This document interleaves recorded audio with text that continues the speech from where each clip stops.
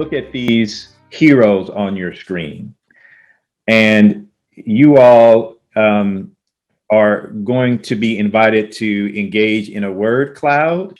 And the question that we're asking, what are the first one or two words that come to mind when you look at these heroes, right?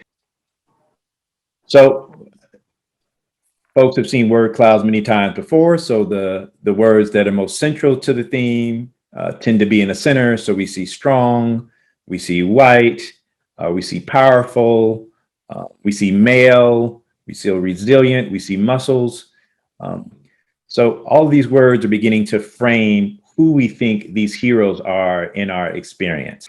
Now, what I want to invite you all to do, and you can raise your hand in response to this question, is as we go back to the previous slide, if you all can tell me what all of these characters have in common other than being superheroes. A foster care story. I don't know who said that, but yes, that is correct. They all share a foster care narrative. And so obviously Superman's planet blew up. He was adopted by a family in Kansas. Spider-Man was in kinship care, right? He was raised by his aunt and uncle. Batman was in what we call non-relative caregiving. He was raised by his butler. And then Cyclops, his parents were killed, and he was in, call it a group home, as he was in a space with Xavier and all of these other folks who had an experience. And so we want you all to recognize that sometimes adversity can be a space in which experiences are shared, and that people can move through the experiences of pain and suffering and step into a new awareness. And so we wanted to get a sense of how people looked at these narratives that exist out here. And we specifically wanted to look at Peace for Kids, how people looked at young people in foster care. So we did a survey 2 years ago, and we did another one last year, and it asked a simple question. And that question was, how do you think foster youth are most likely to be portrayed in the media? Now, you should be invited to participate in this slide right now. And so you can pick as many as you would like, and then they will populate and you all can see what are the predominant narratives that will show up based on the media portrayals of folks who've had foster care experiences. So we'll give folks another 10 seconds.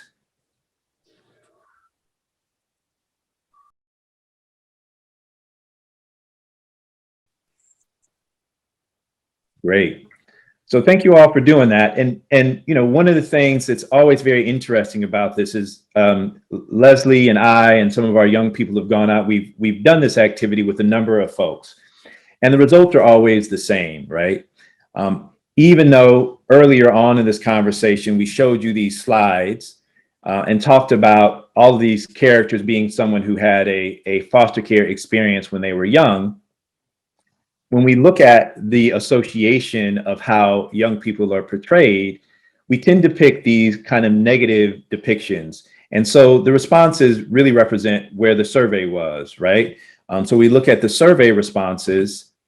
Those survey responses point to 72% of respondents looking at victim, 41% saying they were survivors, criminals, and drug addicts. So those were the top fours. And so if we look at yours, the top four are very similar: victim, survivor, criminal, and drug addict. They're actually the same.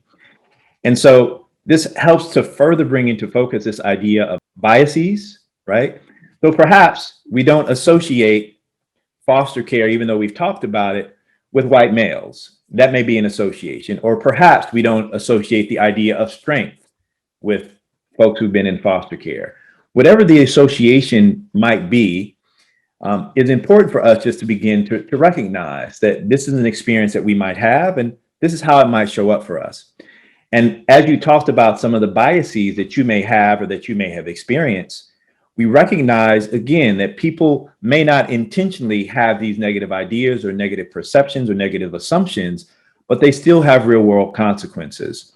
So our work is always in beginning to understand how we show up and how we engage with folks in a way that may be divisive in a way that may not be inclusionary, and to be mindful about it so that we can fix those circumstances. So thank you all for participating in that activity. I wanted to further kind of illustrate what it means to really see young people for the gifts that they bring by introducing you to Angelica. Some of you may or may not know Angelica Wandu, but she is my mentee. I've known her since she was 12, 13 years old. And she is a phenomenal human being. And she's a screenwriter. She had the opportunity to go to Sundance. She had one of the films that she wrote, produced, and turned into a feature film. She's working on a new film right now, the screenwriter. But she also runs a really large Black culture media site called The Shade Room. And so I wanted you all to hear from Angie specifically on how her experiences about being framed in negative light had a direct impact on who she is and what she's done. When I was younger, there were many reasons why I would make up stories, right? One of the reasons that I would make up stories was because I was still feeling pain for something that happened in the past that I felt happened so long ago that I didn't deserve to still feel pain about it.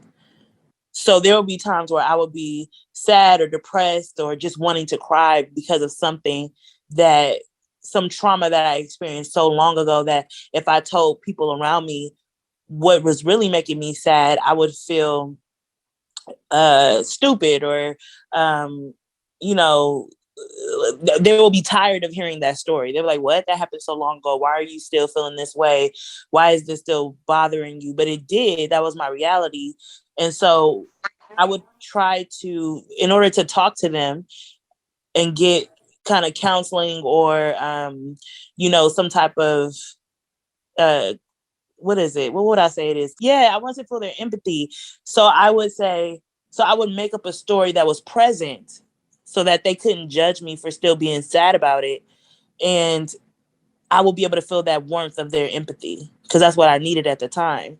The other reason was that sometimes I would like to escape into a world that was, I don't know how to really explain this, but I would want to create situations where it was like a different escape, right? So I would escape into this imaginary world and I would get to see people's reactions and how they reacted to this and how they, what they would have done in this situation. You get what I'm saying? And so it was like, it was me being imaginative, but it was like, I really don't, I don't know why these things correlate, but I just know that was something that I used to do in childhood, right? I used to, I would make up a story and just live that story out to experience that reality, right? And so when I got older, I stopped doing it because it was causing trouble for me. It was causing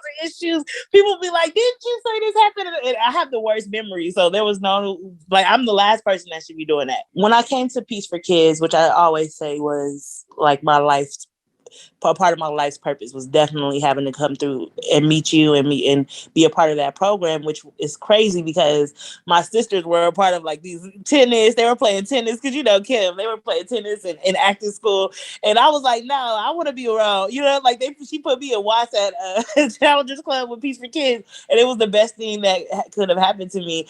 And I didn't even know I was a writer until I got to Peace for Kids. It was all, when I look back at it, I'm just like, you guys had the poetry team available.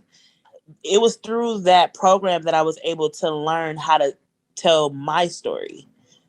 Right. So the story that so many people that I was scared to like tell to my friends because they were like, wait, hold on, that happened when you were 6.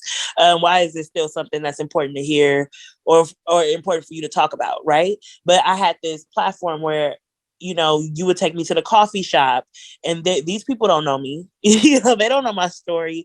And I can just pour out my feelings and everything that I was feeling into that poem, perform it and release it.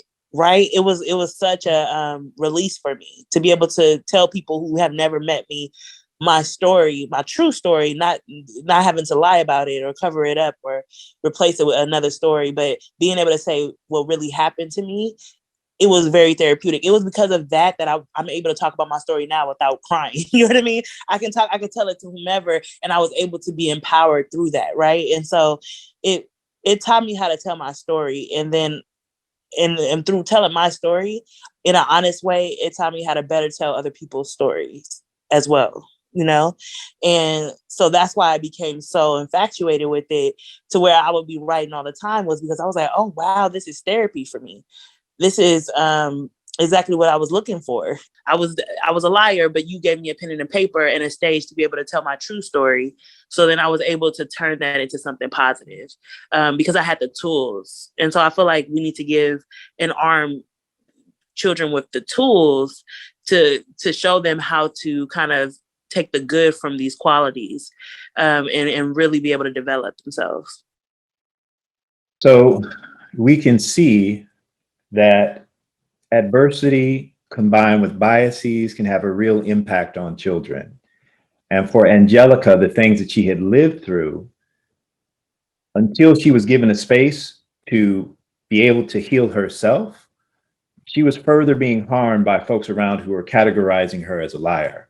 And I can tell you that it was her social workers, it was her caregivers. She came to our program, and she mentioned her other siblings who were in the foster home with her and the opportunities that they had. But her caregiver specifically brought her into the program to say, like, we need to work on her and her lying, right? So that's why she came. And we were specific in saying, we don't label young people, we discover who they are, and we allow them to tell us who they are. And so I wanted to just use Angelica's voice, her experience, as a reminder of the opportunity that we are being given as educators, as folks who work with children, as folks who engage with them and help them on their own healing process, that our young people have the answers, right? If we create safe spaces for them, then they can discover their truth and they can speak their truths. And then they can use that to kind of proliferate that information out onto the planet so that the rest of the planet can be healed and the rest of the planet can hear what is really happening, and that all young people in that space then become valued. So that is the work of working on our biases and bringing those things into our consciousness so that we can respond differently. Because so many times in our lives, we are reacting to a moment instead of becoming cognitive of what's going on within ourselves so that we can respond appropriately. Okay. And so that's what checking our biases at the door whenever we go into spaces with children, and hopefully whenever we go into spaces with anyone else, that is a value it can have in the life of our children if we do that well.